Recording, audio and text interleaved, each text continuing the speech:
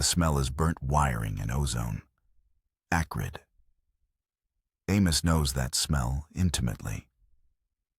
It's the ghost of a silent alarm, the kind that doesn't make a sound in the house, but screams bloody murder in a hardened DINA monitoring station 5 kilometers away.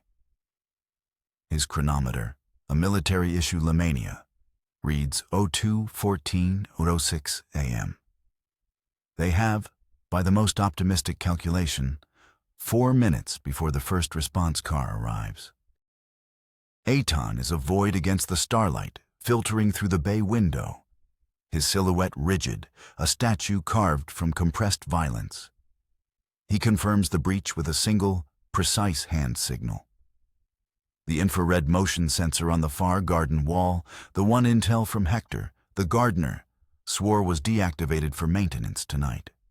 Intel, or Hector, was wrong. A single bead of sweat, cold and sharp, traces a path down Amos's temple. The target, SS Standartenführer Walter Rauff, is not here. The king-sized bed is cold, the sheets pulled taut in a perfect, sterile military fold. But the laptop on the heavy mahogany desk is open, warm to the touch. Its screen casts a pale blue glow on the wall, illuminating a single folder icon on an otherwise empty desktop. The folder is labeled Proyecto Andrea. Below it, a progress bar is frozen at 97%. A remote file wipe. Incomplete.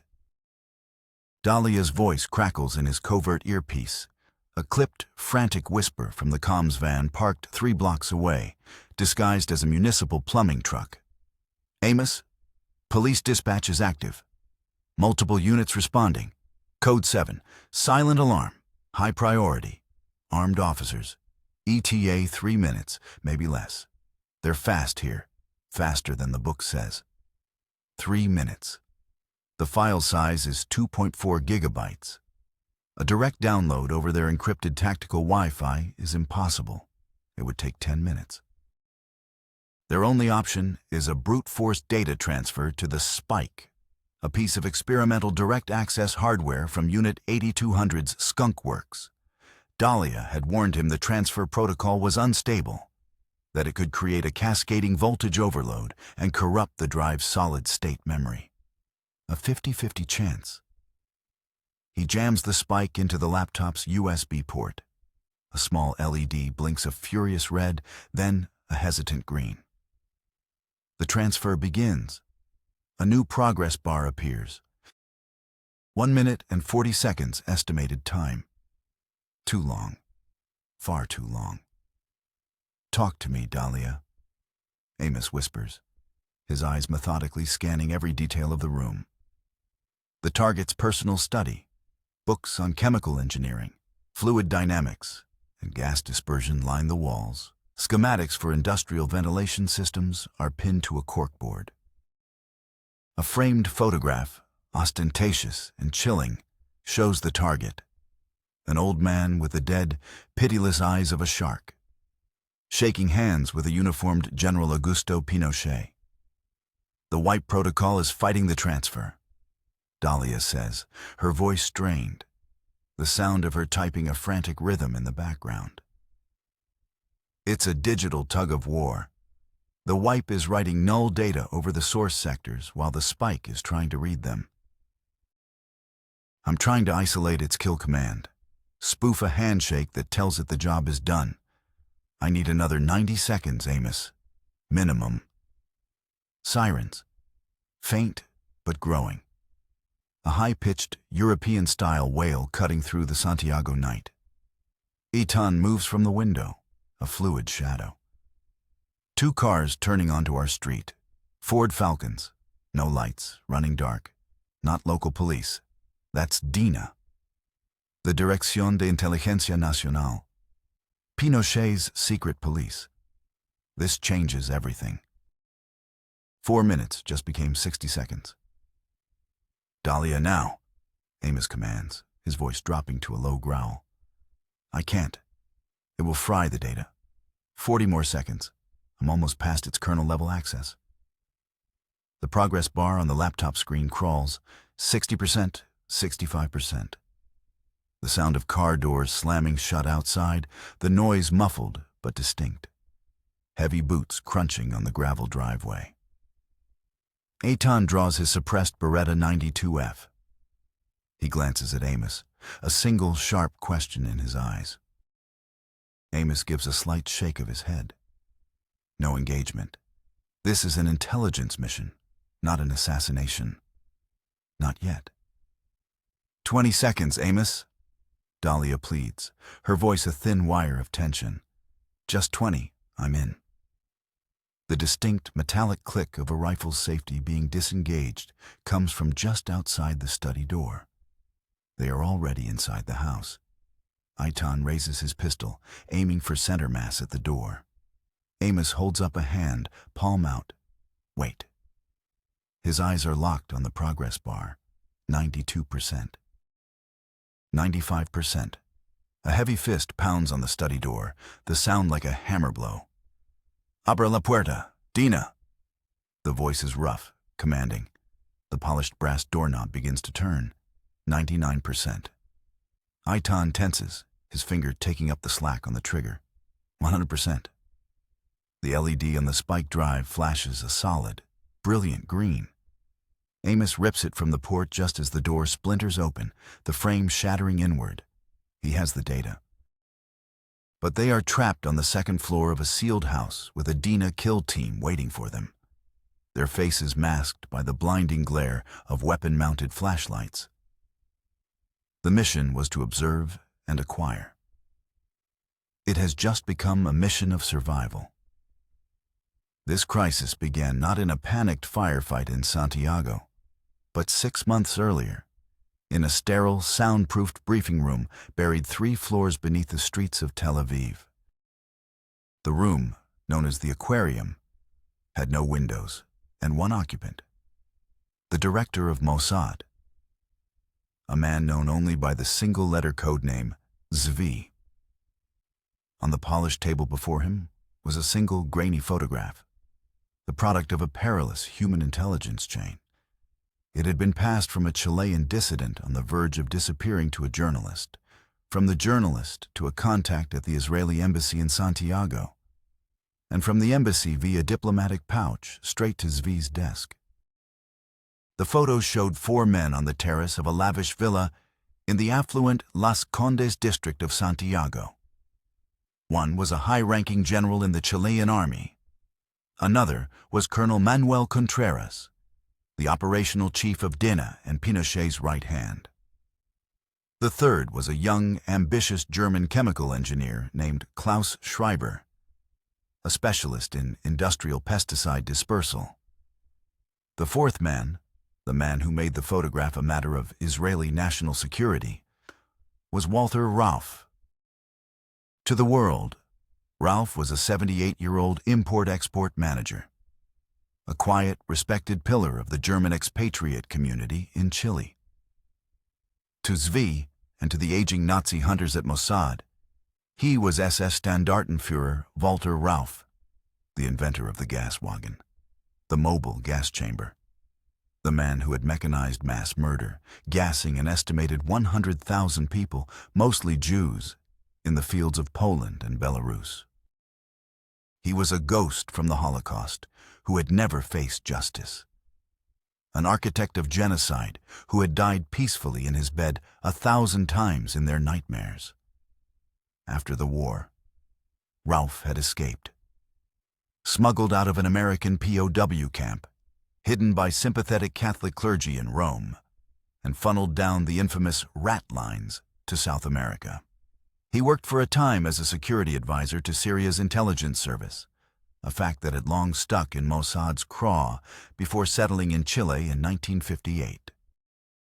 Multiple extradition requests from West Germany had been systematically denied by Chile's Supreme Court, citing statutes of limitation.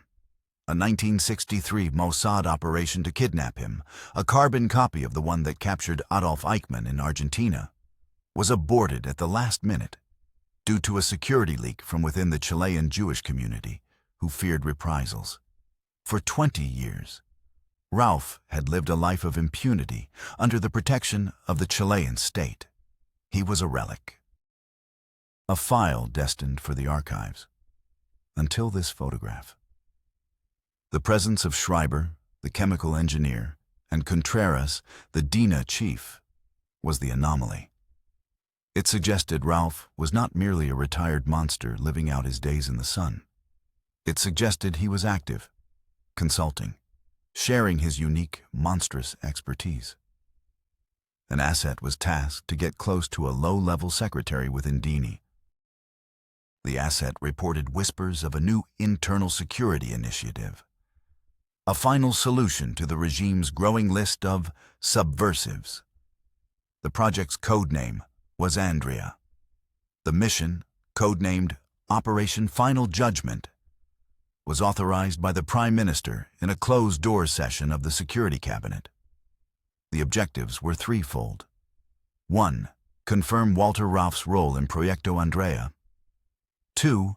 Acquire all technical specifications, chemical formulas, and operational plans related to the project. 3. Deliver justice to Ralph, a debt nearly 40 years overdue. Extraction to Israel for a public trial was the preferred outcome. Elimination, swift and deniable, was the alternative. The team selected for final judgment was a scalpel, not a sledgehammer. 3 individuals, each representing the pinnacle of their respective fields within the clandestine service, a triad of specialized skills. The team leader was Amos Lavi, 52 years old, a veteran of the Yom Kippur War where he'd fought as a paratrooper in the Battle of the Chinese Farm. More importantly, he was a former member of the Caesarea unit that executed Operation Wrath of God, the systematic hunting of the Black September terrorists responsible for the 1972 Munich massacre. Amos was a planner, a grandmaster of the operational chessboard, a man who saw the world as a series of interconnected problems to be solved through patience, logic, and, when necessary, overwhelming and precise force. His file noted a particular talent for long-term infiltration and surveillance operations in hostile, non-permissive environments. His psychological profile, updated annually, described him as having an abnormally low resting heart rate and a near-total absence of emotional response under extreme duress. He had spent 2 years embedded in Argentina in the late 70s, posing as an agricultural equipment salesman, methodically dismantling a network of former Peronists that was supplying European arms to anti-Israeli factions in Lebanon. He spoke fluent Spanish with a flawless and intentionally grating Porteño accent. He was the anchor, the unmovable center of gravity for the team. The technical specialist was Dahlia Cohen. At 28, she was the youngest member of the team and a living legend within Unit 8200, the IDF's Signal Intelligence Corps. Her expertise was not just in breaking codes, but in manipulating the very infrastructure of communication. She could ghost her way through telephone exchanges, spoof satellite signals, and build digital backdoors into secure government networks that would lie dormant for years. Her crowning achievement had been during a counter-terror operation in the Bekaa Valley, where she had successfully taken control of a hostile militia's encrypted radio network. For 72 hours, she was their command and control, feeding them false intelligence, redirecting their patrols, and creating phantom enemy movements until their commanders, confused and panicked, walked directly into an IDF ambush. She had done this by identifying a flaw in the firmware of their Japanese-made radios, using a directional microwave emitter to inject a malicious code packet that cascaded through their entire network. For this mission, she would be the team's eyes and ears, their ghost in the machine, responsible for everything from secure communications to bypassing DNA's formidable electronic surveillance capabilities. Her cover was that of a graduate seismology student from Tel Aviv University studying fault lines in the Andes. A cover that gave her a legitimate reason to travel with cases of sensitive, esoteric electronic equipment. The field agent, the tip of the spear, was Eitan Ross. 35 years old, a member of the Kidon, the ultra-secretive Mossad unit, specializing in assassinations and direct action.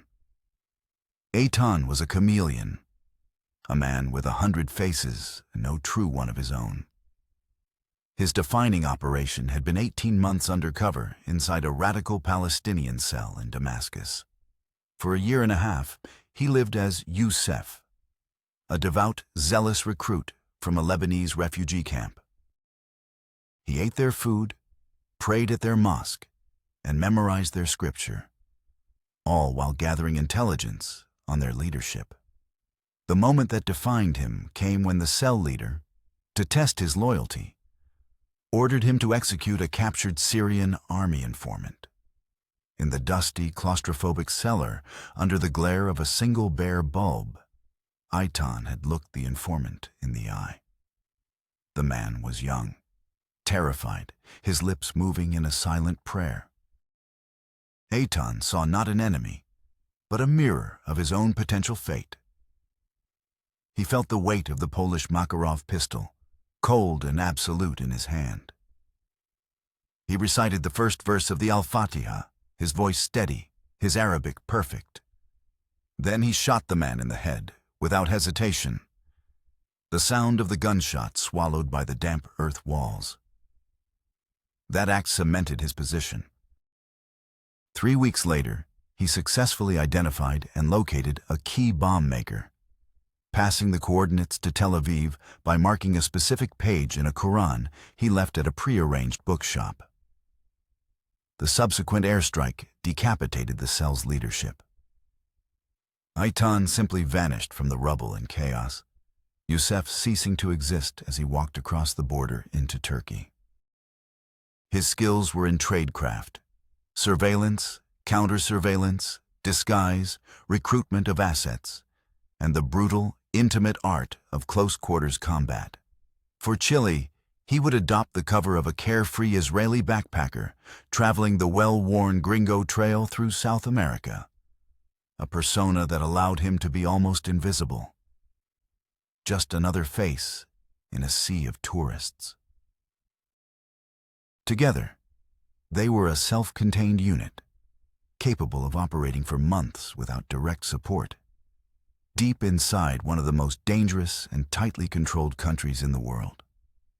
The chessboard they were stepping onto was treacherous. Chile in 1984 was the personal fiefdom of General Augusto Pinochet. It was a nation under siege from within. The public face, promoted by its American allies, was one of economic miracles and free market stability. But the reality was a state built on fear, enforced by the DINA. DINA was not a typical intelligence agency. It was a Gestapo for the Southern Cone. Its agents were everywhere. They operated with total impunity, responsible for the disappearance of thousands of political opponents, students, and union leaders. Their methods were infamous. Abductions in broad daylight, secret torture centers like Villa Grimaldi and Tejas Verdes, and the use of death flights, where drugged prisoners were dropped from helicopters into the icy waters of the Pacific Ocean. Their technical capabilities, supplied and updated by the CIA during the early years of the coup, were extensive. They monitored all international communications and maintained a vast network of domestic informants, the Soplones. Operating against DINA on their home turf was considered suicidal by most Western intelligence agencies. Complicating the picture were two other covert games being played in the same arena. The CLA, while publicly distancing itself from Pinochet's human rights abuses, was running a quiet operation, codenamed Southern Reach, to support his team of American-trained economists, the Chicago Boys, viewing Chile as a critical bulwark against communism in the hemisphere. Their agents were embedded in the business community, and any disruption, especially one traced back to Israel, could create a diplomatic firestorm. A week before the Mossad team's insertion, a CIA-facilitated loan from the IMF was approved for Santiago, further cementing their influence. Simultaneously, the KGB, through its Cuban proxies, was actively funding and arming remnant communist cells, hoping to spark a popular uprising. Their operatives were skilled at sowing chaos. A car bomb had detonated outside a military barracks 2 weeks prior, an attack attributed to the KGB-backed Manuel Rodriguez Patriotic Front. The city was on edge. Dina checkpoints were more frequent and more aggressive, and the Mossad team had to avoid being mistaken for either side. The environment was a three-dimensional chess match played in the dark. Then there was Colonia Dignidad, a secretive, fortified German enclave several hundred kilometers south of Santiago. Publicly, it was a charitable, agricultural community led by a charismatic lay preacher, Paul Schaefer. In reality, it was a cult, a slave labor camp, and a key partner for Dina. The Colonia served as a detention and torture center beyond the reach of any legal oversight. It was also a hub for former Nazis who had fled to Chile, a piece of the Third Reich transplanted to the Andes.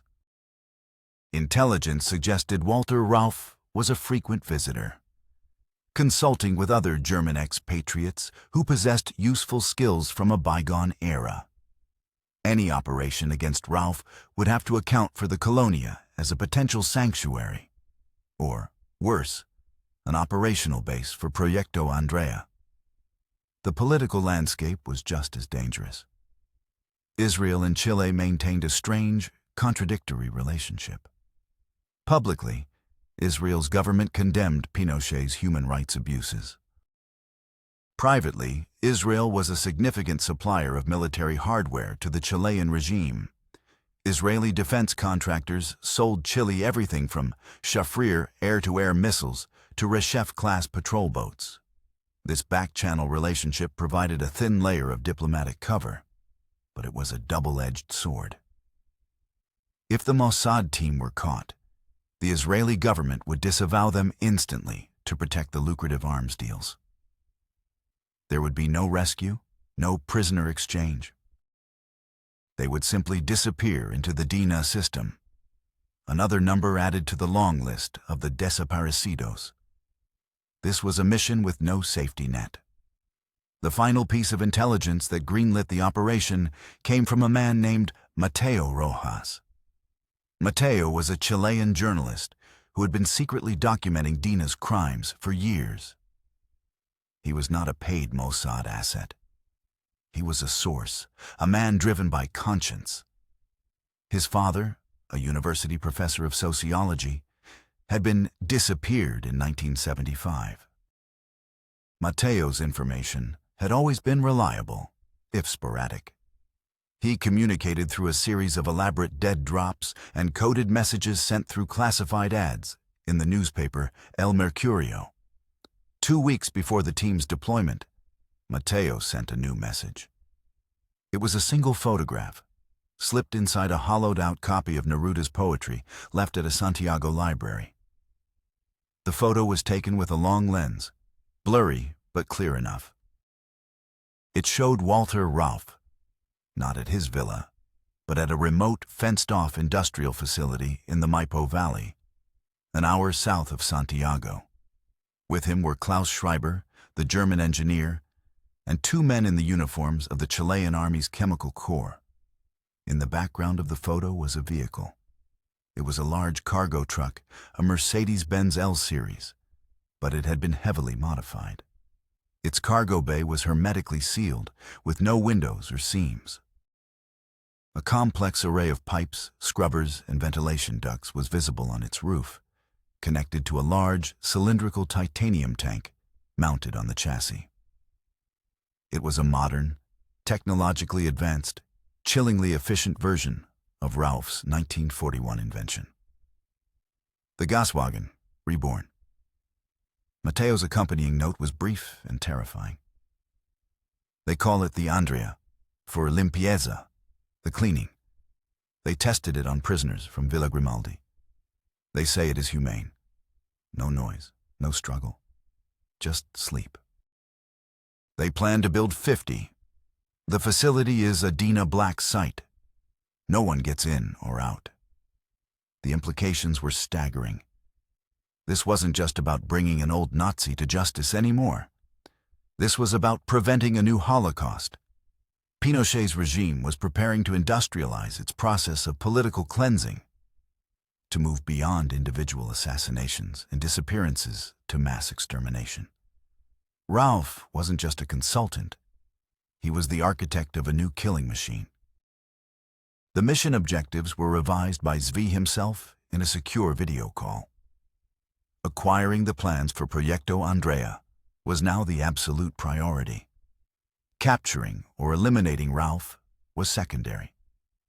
The team had to get inside that facility, get the schematics, the chemical formulas, the production schedules, and get out. They were no longer just ghost hunters. They were saboteurs, tasked with derailing a factory of death before the assembly line could start. The insertion was flawless, a quiet masterpiece of clandestine travel. Amos arrived in Santiago first, flying in from Buenos Aires. His cover as David Karen, an Israeli irrigation specialist with the firm Agri-Tech Solutions, was rock solid. He had legitimate business cards, a corporate credit line, and a pre-arranged meeting with a Chilean agricultural conglomerate, a meeting set up by a Mossad front company. He checked into the Sheraton San Cristobal, a hub for international businessmen, and spent his first 3 days in aggressively public meetings, establishing his cover. Dalia arrived 2 days later, flying through Rio de Janeiro. As Sarah Lewin, a seismology postgrad, she was a picture of academic focus, her luggage filled with textbooks and what appeared to be geological survey equipment. She rented a modest apartment in the Providencia neighborhood, a place with a clear line of sight to the city's main telecommunications tower. Aitan was the last to arrive. He crossed the border from Peru by bus, just another scruffy backpacker with a worn-out copy of a Kerouac novel and a cheap guitar strapped to his pack. He checked into a youth hostel downtown, melting into the sea of tourists. For the first week, they never met. They communicated through encrypted text messages sent from public payphones, using a one-time pad cipher based on the text of Don Quixote. Their first task was to establish a base of operations. Amos, using his corporate credentials, leased a small warehouse in the industrial district of San Joaquin, ostensibly to store irrigation equipment samples. This warehouse became their sanctuary. Dalia spent 48 hours transforming it. She soundproofed one of the offices with acoustic foam, swept it for bugs, and installed her own secure communications array. A suitcase-sized burst transmission device that could send encrypted data packets to a Mossad listening post in the Negev desert. The signal was bounced off a commercial weather satellite, compressed into a 1.2-second burst, making it virtually untraceable by Dina's SIGINT teams. The first operational phase was surveillance. Ralph was a creature of habit. He left his fortified villa in Las Condes at 9 a.m. every morning, driven by a Dina chauffeur in a black Ford Falcon. Aitan, looking like any other tourist on a rented motorcycle, tailed him for a week. The routine was unvarying. Monday, Wednesday, Friday, he went to the Maipo Valley facility. Tuesday and Thursday, he met with Dina officials at their headquarters. The team needed eyes inside the villa. Amos identified a potential asset, the gardener, a man named Hector. Aitan spent days observing Hector, learning his routine, his habits, his vices. He frequented a specific bar on his way home from work. One evening, Aitan, in his backpacker guise, struck up a conversation with Hector over a pisco sour. He learned Hector was in debt. His daughter needed expensive surgery for a congenital heart defect. A week later, Amos, now as the sophisticated businessman David Caron, engineered a chance encounter with Hector at a cafe. He claimed to be working for a European security consultant firm, assessing risks for wealthy expatriates. He offered Hector a significant sum of money, enough to pay for his daughter's surgery twice over, in exchange for simple information: the layout of the villa, the number of guards, the type of security system. Hector, desperate and seeing a lifeline, agreed. He drew them a map on a napkin: 4 DINA guards, rotating in 12-hour shifts. A simple magnetic contact alarm system on the doors and windows.